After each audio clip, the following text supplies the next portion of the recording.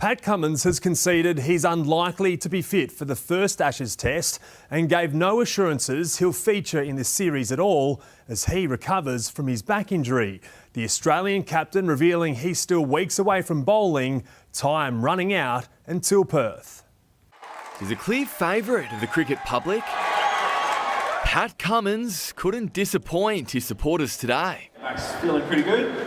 About to go off and train after this. But backstage, a blunt admission about his chances of playing in the opening Ashes test. For the first, probably, I wouldn't put a percentage on it, but I'd say probably less likely than likely. These are the first images we've seen of Cummins training since picking up his back injury. Although he is progressing in his recovery, he's now well behind schedule to play in Perth. Probably a couple of weeks away before actually putting on the spikes and bowling out on turf. You know, you'd want at least probably a month in the nets, I think. Just getting used to, if you play a test match, you want to make sure you're right to bowl 20 overs in a day. 4 weeks pretty tight.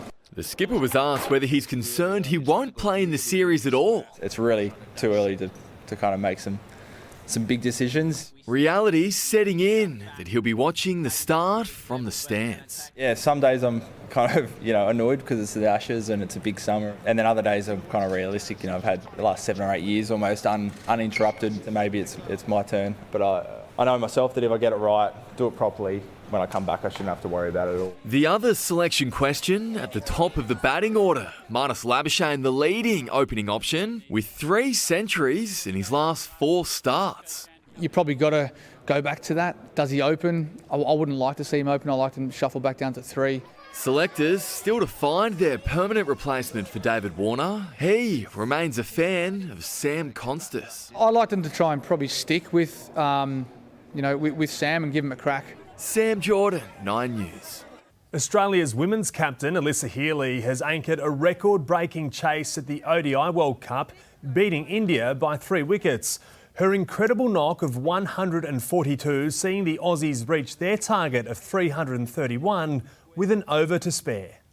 Somebody needed to, if they got set, to cash in and have a good day. So, it was my day in the end. It hasn't been my day of late, but it was my day today, which was really cool. Australia remains unbeaten with 3 matches remaining before the semi-finals.